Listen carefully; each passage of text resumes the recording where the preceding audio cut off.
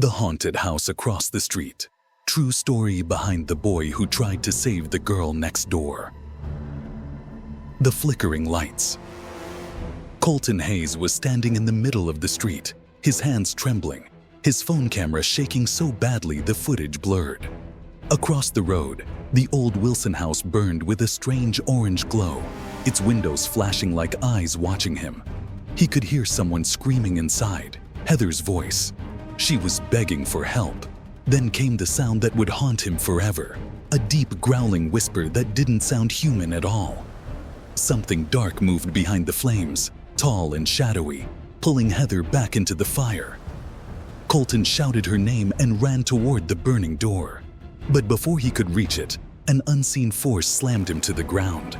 His camera rolled from his hand, landing sideways in the grass. The screen showed one final frame, a shadow with long arms reaching out from the fire, wrapping around Heather as the house exploded into a shower of sparks. And then, blackness. That night, everything changed in their quiet town. It had all started 2 weeks earlier, on one of those long summer evenings when the sky refused to get dark. Colton had been home alone with his little sister Lily, while their mom was away on a work trip. Across the street stood the old Wilson place, empty for years. Everyone said it was cursed. But that evening, Colton noticed something strange. The windows, which had always been dark, were glowing with a faint yellow light. He watched for a long time, thinking maybe the town had new neighbors. But then the light started to flicker, on and off, in a slow pattern, like someone was sending a signal.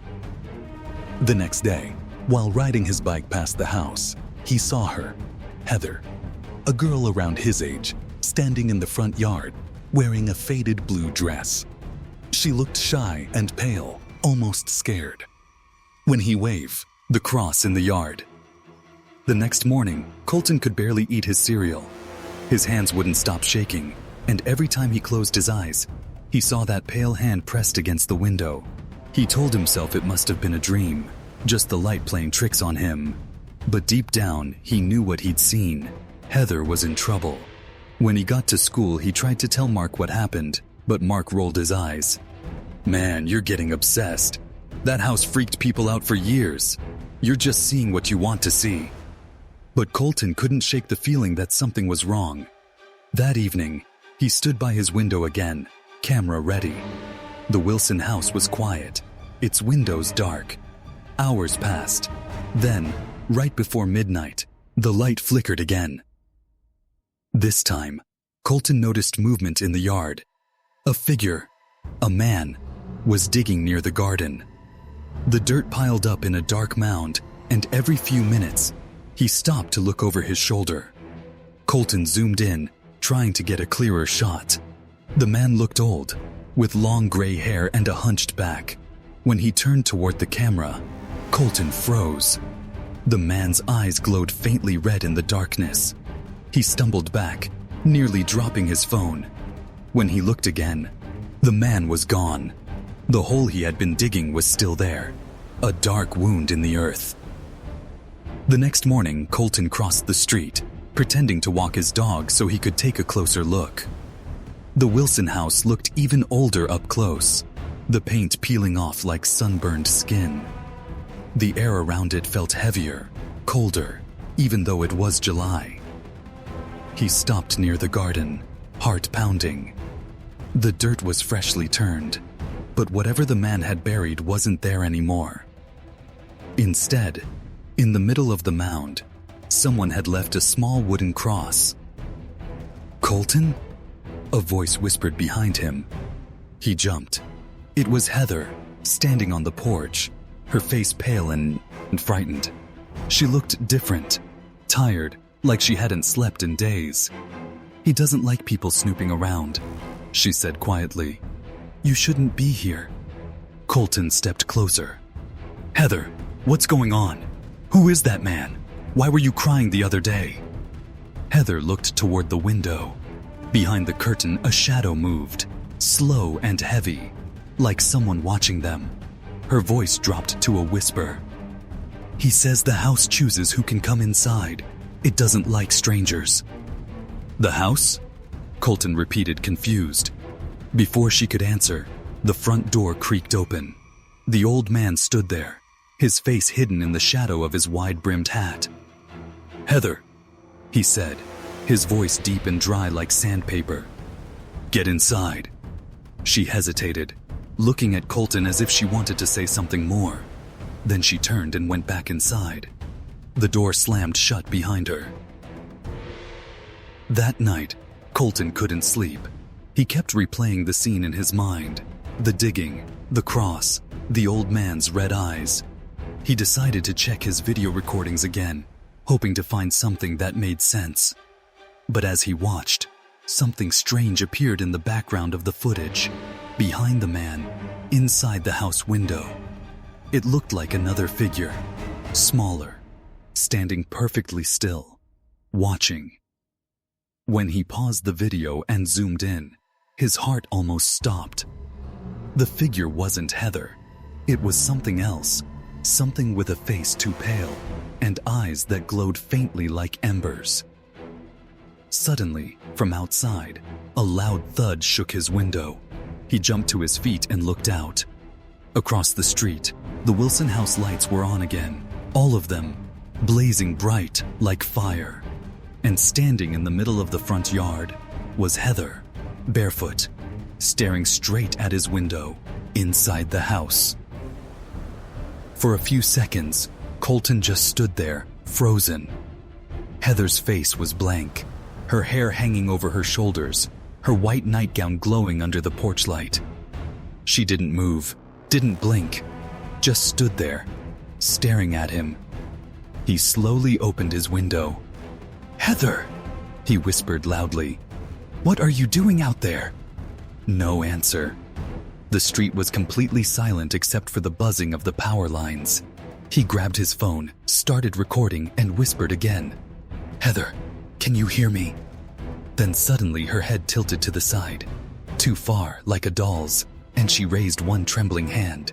She pointed straight at the front door of her house. Colton's heart raced. It was like she wanted him to come over. "No way," he muttered, but something in him wouldn't let go. He threw on his hoodie, grabbed his flashlight, and slipped out the back door. The air outside was cold, colder than it should have been for summer. As he crossed the street, every sound seemed to echo. The crunch of gravel, the creak of his shoes. When he looked up again, Heather was gone. The porch light flickered. The front door was open just a crack. Colton hesitated, his flashlight beam shaking as he aimed it at the door. "Heather?" he called softly. No answer.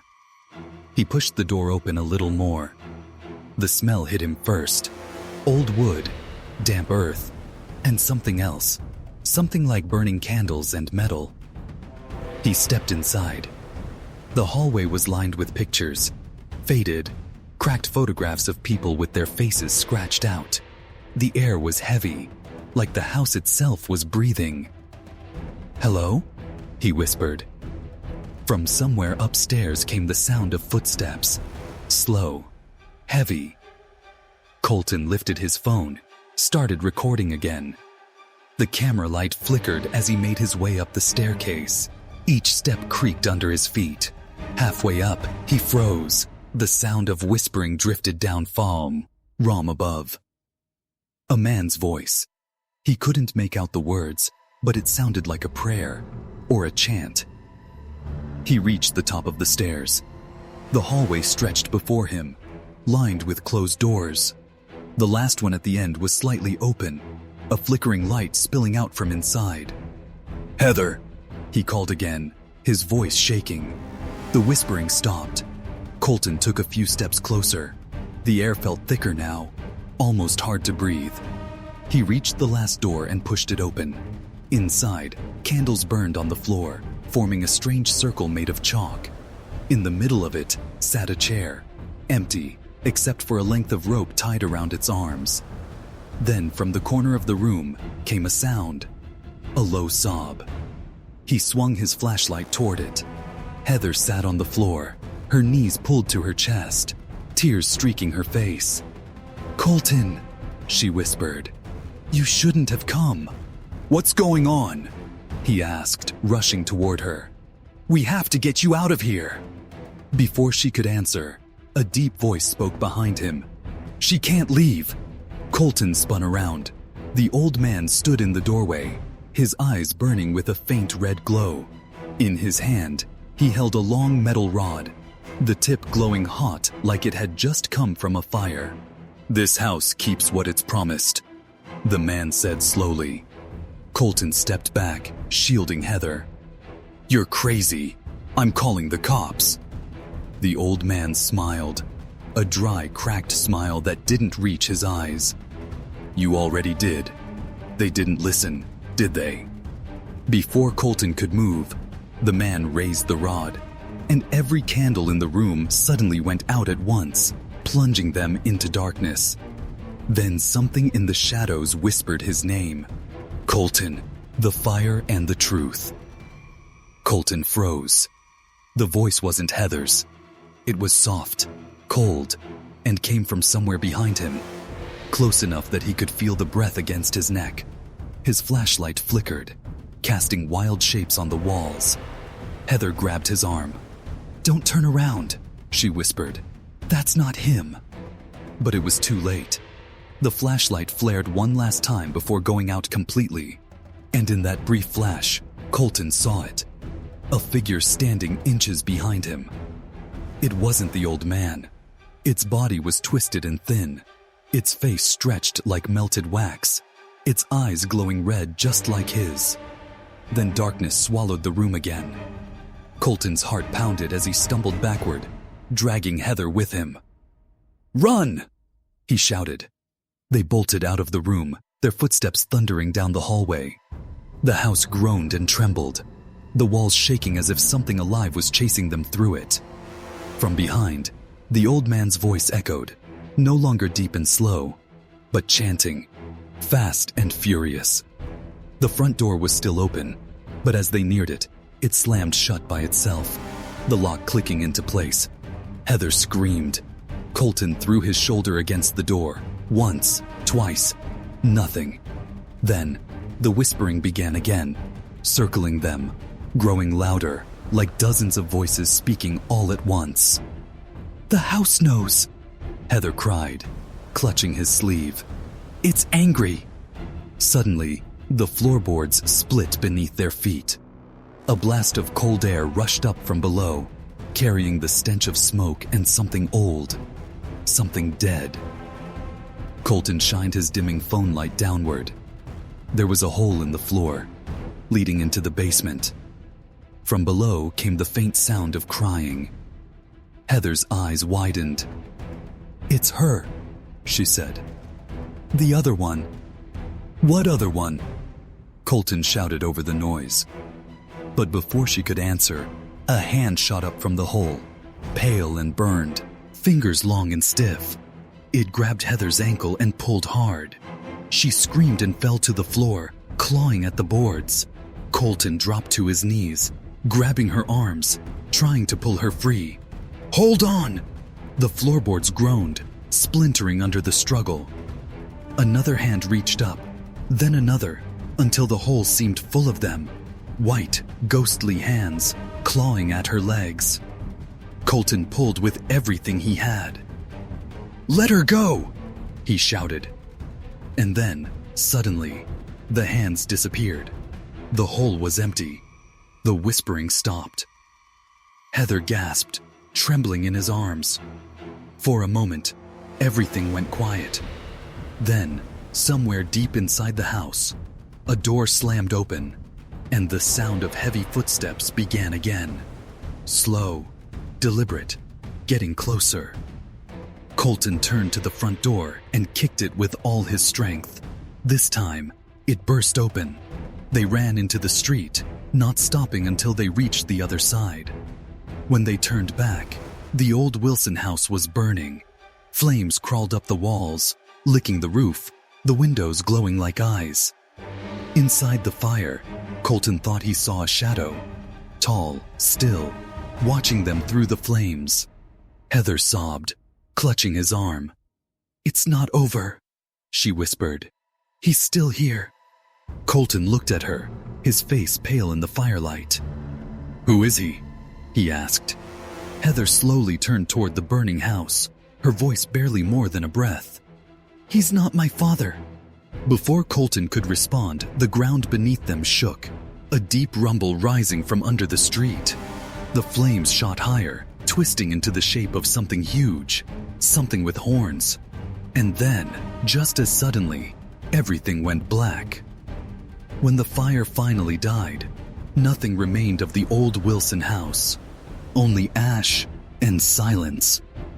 Heather was never found, and Colton's videos disappeared from his phone. Some say he still wakes screaming her name, claiming she calls to him from across the street. At night, neighbors swear they still see flickering lights where the house once stood, glowing like eyes waiting for someone new to notice. Evil doesn't always die. It just waits for another door to open. Subscribe to this channel for more chilling true stories.